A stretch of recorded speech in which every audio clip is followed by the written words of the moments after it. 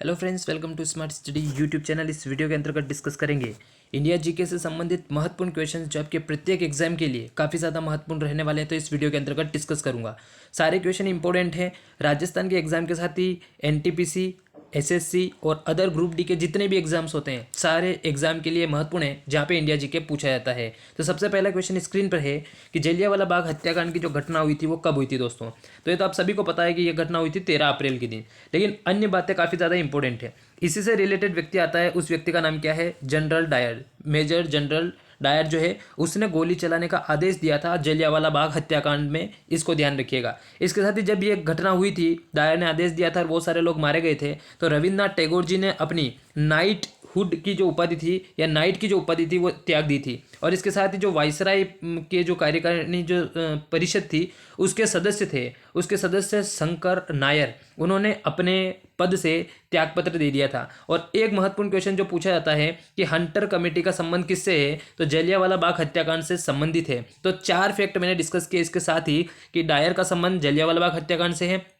उसी ने गोली चलाने का आदेश दिया था। इसके साथ ही मैंने डिस्कस किया कि रविन्द्रनाथ टैगोर ने नाइट की उपाधि त्याग दी थी। वायसराय की कार्यकारिणी जो परिषद थी उससे शंकर नायर ने त्यागपत्र दे दिया था। और इसके साथ ही हंटर कमेटी का संबंध भी इसी से है। और ध्यान रखिएगा, एक क्वेश्चन बहुत इंपॉर्टेंट और बहुत बार एग्जाम में पूछा हुआ है कि किस व्यक्ति ने इस हंटर जो कमेटी थी या हंटर जो कमीशन था, उस हंटर कमीशन को पन्ने दर पन्ने लीपापोती की संज्ञा दी थी, तो वो महात्मा गांधी थे। तो ये बहुत सारे इंपॉर्टेंट हैं। और इसी जो डायर है दोस्तों, उस डायर को ब्रिटिश साम्राज्य का शेर भी कहा जाता है और इसको उपाधि दी जाती है, कौन सी? स्वॉर्ड ऑफ ऑनर की उपाधि दी जाती है। तो इसको भी ध्यान रखिएगा। तो 5-6 क्वेश्चन मैंने डिस्कस किए हैं इसके साथ ही। तो इस हिसाब से आपका लगभग जलियांवाला बाग हत्याकांड से रिलेटेड सारे फैक्ट कंप्लीट हो चुके हैं। आइए नेक्स्ट क्वेश्चन को डिस्कस करते हैं कि अगला क्वेश्चन क्या है। अगला क्वेश्चन है कि किस सुल्तान ने स्वयं को सिकंदर ए सानी घोषित किया था। अगर इस वीडियो का फायदा बेहतर तरीके से अगर आप उठाना चाहते हैं तो ध्यान रखिएगा कि कमेंट में आंसर जरूर लिखिएगा, जिससे कि आपको पता चलेगा कितने क्वेश्चन करेक्ट हो रहे हैं। अलाउद्दीन खिलजी इस क्वेश्चन का करेक्ट आंसर है। ध्यान रखिएगा, मध्यकाल से वैसे क्वेश्चन कम बनता है, लेकिन जो उपाधियां हैं वही पूछी जाती है मध्यकाल के संदर्भ में, तो उसको ध्यान रखिएगा। अगला क्वेश्चन है कि दिल्ली सल्तनत के संबंध में सैयद वंश का संस्थापक कौन था। तो सैयद वंश का जो संस्थापक था वो कौन था? खिज्र खा था। काफी ज्यादा इंपॉर्टेंट क्वेश्चन है, इसके बारे में जरूर ध्यान रखिएगा। नेक्स्ट क्वेश्चन पूछा है आपसे कि प्रथम भक्ति आंदोलन, जो भक्ति आंदोलन चले थे, जो मध्यकाल में भी चले थे, तो उसके संबंध में क्वेश्चन पूछा है कि प्रथम भक्ति आंदोलन किसने आयोजित किया था या कौन व्यक्ति था जो भक्ति आंदोलन चलाया था। तो रामानुजाचार्य का नाम आपने सुना होगा, इन्होंने प्रथम भक्ति आंदोलन का आयोजन किया था। ये फैक्ट भी इंपॉर्टेंट है। अगला क्वेश्चन है कि भारत और पाकिस्तान के किस युद्ध के पश्चात बांग्लादेश एक स्वतंत्र राष्ट्र, यही क्वेश्चन पटवार के पेपर में पूछा गया था। तो मार्च 1971 इसका करेक्ट आंसर होगा। और आपको ध्यान रखना है कि 26 मार्च 1971 का जो समय है, उनको ध्यान रखिएगा कि आपने नाम सुना होगा शेख मुजीबुर रहमान का। तो बांग्लादेश को उन्होंने स्वतंत्र राष्ट्र घोषित किया था, शेख मुजीबुर रहमान। और मार्च 1971 में ध्यान रखिएगा कि ये कंप्लीट रूप से स्वतंत्र हुए थे और बांग्लादेश का सहयोग किया था भारत ने और पाकिस्तान से उसको अलग किया था, क्योंकि पहले पूर्वी पाकिस्तान के रूप में बांग्लादेश था और पश्चिम पाकिस्तान में वर्तमान पाकिस्तान था ही। डुरंड रेखा निम्नलिखित में से किन देशों की सीमा का निर्धारण करती है। तो हम सभी को पता है कि अफगानिस्तान और पाकिस्तान, पहले भारत में था पाकिस्तान, उस टाइम पे भारत और अफगानिस्तान के बीच में लगती थी, लेकिन ध्यान रखिएगा भारत और पाकिस्तान। इसी प्रकार से मैकमोहन रेखा का नाम आपने सुना होगा। तो मैकमोहन रेखा हम ये बोल सकते हैं कि भारत और चाइना के बीच की मैकमोहन रेखा के रूप में जानी जाती है। तो ये सारे फैक्ट इंपॉर्टेंट है, इनको जरूर ध्यान रखिएगा, एग्जाम में बारी बारी से पूछे जाते हैं। अगला क्वेश्चन आपसे पूछा है, जो नेक्स्ट क्वेश्चन है कि अंतःस्थलीय उदाहरण है, वो अंतःस्थलीय उदाहरण किसको कहा जाता है। तो ध्यान रखिएगा कि वैसे नदियों को 3 भागों में डिवाइड किया जाता है। एक तो होती है कौन सी? आंतरिक प्रवाह की नदी, जो आंतरिक रूप से बहती है। एक होती है बंगाल की खाड़ी वाली नदियाँ, जो बंगाल की खाड़ी की ओर अपना जल ले जाती है। और एक नदी जो होती है वो कौन सी होती है? अपनी अरब सागरी नदियाँ। तो जो आंतरिक रूप से, मतलब वे नदी जिसका उद्गम स्थल तो पता है लेकिन जिसका विसर्जन स्थल पता नहीं है, उस नदी को कहा जाता है अंतःस्थलीय का उदाहरण या अंतःस्थलीय नदी। तो राजस्थान में अंतःस्थलीय नदी कौन सी वाली है? अपनी घग्गर नदी है। काफी महत्वपूर्ण फैक्ट है। अन्य नदियों के बारे में थोड़ा सा डिस्कस कर लेते हैं कि माही नदी के बारे में क्या है। इस क्वेश्चन का आंसर तो आपका घग्गर नदी है। माही नदी दक्षिण राजस्थान की गंगा कहलाती है, आप सभी को पता है। दक्षिण राजस्थान की स्वर्ण रेखा भी यही कहलाती है। कर्क रेखा को दो बार विभाजित करती है, तो इसके बारे में ध्यान रखिएगा। इसके साथ ही सबसे महत्वपूर्ण पॉइंट आते हैं किसके बारे में? तो गंगा नदी के बारे में। गंगा नदी के बारे में सारे फैक्ट काफी ज्यादा इंपॉर्टेंट है, इनको जरूर ध्यान रखिएगा। सबसे पहला तो कि भारत की जो सबसे बड़ी नदी मानी जाती है वो इस प्रकार से कितनी, तो 25 इसकी लंबाई कुल मानी जाती है।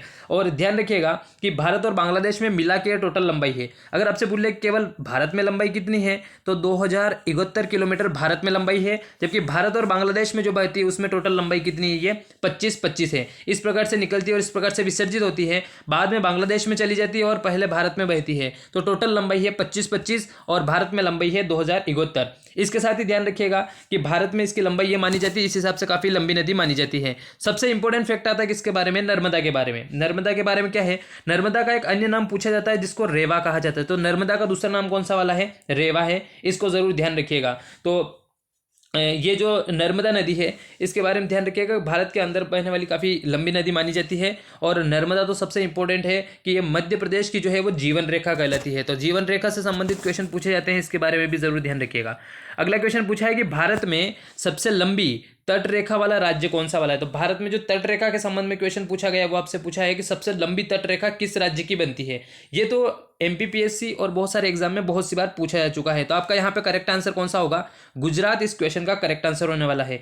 इसलिए करेक्ट होने वाला भारत में सबसे लंबी तटरेखा वाला राज्य जो है वो राज्य कौन सा वाला है, गुजरात है। अब आपसे क्वेश्चन है कि भारत की जो तटरेखा में मैं इस प्रकार से बोल सकता हूं आपको कि ये इस प्रकार से, और ऊपर की तरफ तो आपको ये पता है कि भारत का ये स्थलीय भाग लगा हुआ है। तो ये वाला जो भाग है, जो दक्षिण जो प्रायद्वीप भारत के पठार वाला भाग है, वो तटरेखा बनाता है। और इस तटरेखा पे टोटल राज्यों की संख्या है, और राज्य कितने आते हैं, तो 9 राज्य आते हैं। इसके बारे में आपको अच्छे तरीके से पता होगा। इन 9 राज्यों में राज्य कौन कौन से हैं, तो सबसे पहला तो ऊपर की तरफ ये गुजरात, गुजरात के बाद ये अपना कौन सा वाला बनता है, आंध्र प्रदेश, आंध्र प्रदेश के बाद जो आता है वो कौन सा आता है, तो थोड़ा सा नीचे की तरफ आओगे तो महाराष्ट्र, महाराष्ट्र से नीचे आता है कौन सा अपना गोवा, गोवा के बाद आता है कर्नाटका, उसके बाद आता है केरल, फिर आता है अपना तमिलनाडु, तमिलनाडु के बाद फिर आंध्र प्रदेश वाला जो भाग है वो वाला भाग आता है, उसके बाद थोड़ा सा ऊपर उड़ीसा आता है, फिर पश्चिम बंगाल आता है। इस प्रकार से 9 राज्य जो है वो सीमा बनाते हैं। सबसे बड़ी जो सीमा बनती है वो गुजरात की बनती है, सबसे छोटी बनती है वो किसकी बनती है दोस्तों, गोवा की बनती है। तो ये सारे फैक्ट इंपॉर्टेंट है, इसके बारे में ध्यान रखिएगा।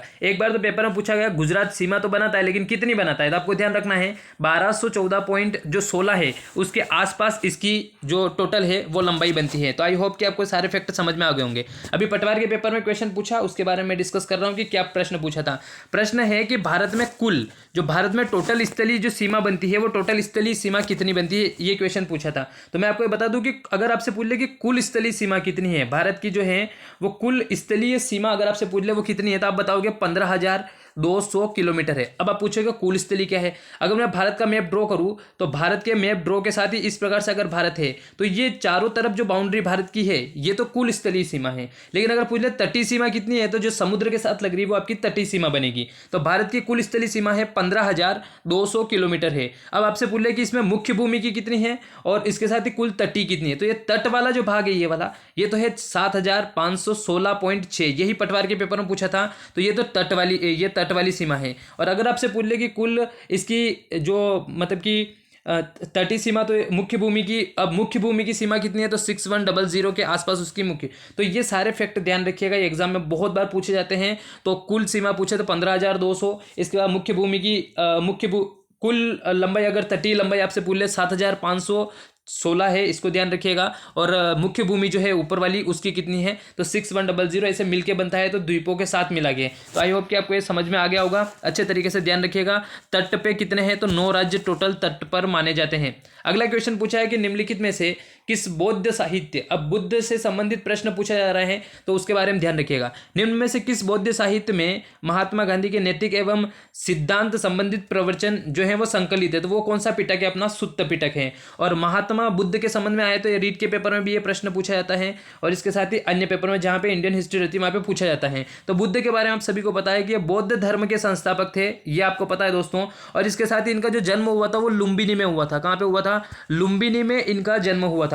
और इनके पिता का नाम पूछ ले, बहुत पेपर में पूछा हुआ है, तो पिता का नाम क्या था, तो ध्यान रखिएगा दोस्तों, शुद्धोदन था। और शाक्य गणराज्य के, स से शुद्धोदन, स से शाक्य गणराज्य के। और इनकी जो माता थी उन माता का नाम क्या था, तो माता का नाम था दोस्तों महामाया। लेकिन ऐसा कहा जाता है कि इनका बुद्ध का जन्म होने के बाद 7 दिन के बाद इनकी माता की मृत्यु हो गई थी। और इसके बाद इनकी जो मौसी थी प्रजापति गौतमी, उन्होंने इनका पालन पोषण किया था। उसके बाद लगभग हम ये बोल सकते हैं कि 27 वर्ष की आयु में ये बोल सकते हैं कि जो 29 वर्ष की जो आयु थी उस समय इन्होंने अपना ग्रह का त्याग कर दिया था। इनकी पत्नी का नाम अगर आपसे पूछ ले तो ध्यान रखिएगा, यशोधरा इनकी पत्नी का नाम है, और इनसे एक पुत्र की प्राप्ति होती है। यशोधरा और जो बुद्ध का बचपन का नाम था सिद्धार्थ, इनसे एक पुत्र की प्राप्ति होती है। तो यशोधरा और सिद्धार्थ से एक पुत्र की प्राप्ति होती है जिसका नाम होता है राहुल, और 29 वर्ष की आयु में ये अपना ग्रह का त्याग कर देते हैं। अब 2-3 फैक्ट जो अदर तरीके से पूछे जाते हैं। पहला तो ये है कि ये मतलब कि इन्होंने सबसे सर्वाधिक उपदेश कहाँ पे दिए थे, तो सर्वाधिक उपदेश इन्होंने दिए थे कौशल देश में। कहाँ पे दिए थे? कौशल देश में सर्वाधिक उपदेश दिए थे।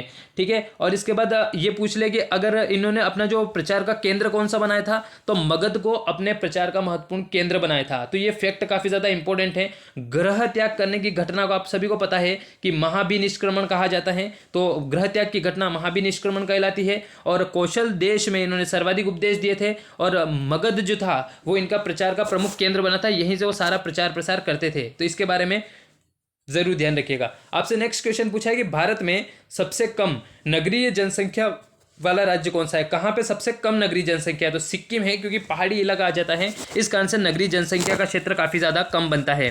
अगले क्वेश्चन की बात करें, जो नेक्स्ट क्वेश्चन आपसे पूछा है, तो अगला क्वेश्चन है कि निम्नलिखित में से हड़प्पा सभ्यता का लगभग जो कालक्रम माना गया है वो कालक्रम कितना माना गया है? तो ध्यान रखिएगा 2500 से 1750, ये कार्बन सी डेटिंग पद्धति के अनुसार ये डेट मानी जाती है। तो ये काफ़ी ज़्यादा इंपॉर्टेंट है, इसके बारे में आप जरूर ध्यान रखिएगा। अगला क्वेश्चन उसी से रिलेटेड है, तो इसके बारे में ध्यान रखिए। तो आई होप कि आपको ये सारे क्वेश्चंस अच्छे तरीके से समझ में आए होंगे। इसी प्रकार के डिटेल क्वेश्चन अगर आप चाहते हैं तो मुझे कमेंट में लिख के ज़रूर बताइएगा, मैं हर क्वेश्चन को बेहतर तरीके से एक्सप्लेन करूंगा। और अगर आप ये चाहते हैं कि केवल ऑब्जेक्टिव रूप से इसको डिस्कस कर लिया जाए तो ऑब्जेक्टिव रूप से भी डिस्कस किया जा सकता है। आपके फीडबैक का इंतजार रहेगा। वीडियो देखने के लिए सभी दोस्तों का बहुत बहुत धन्यवाद। Thank you, thanks for watching. जय हिंद, जय भारत।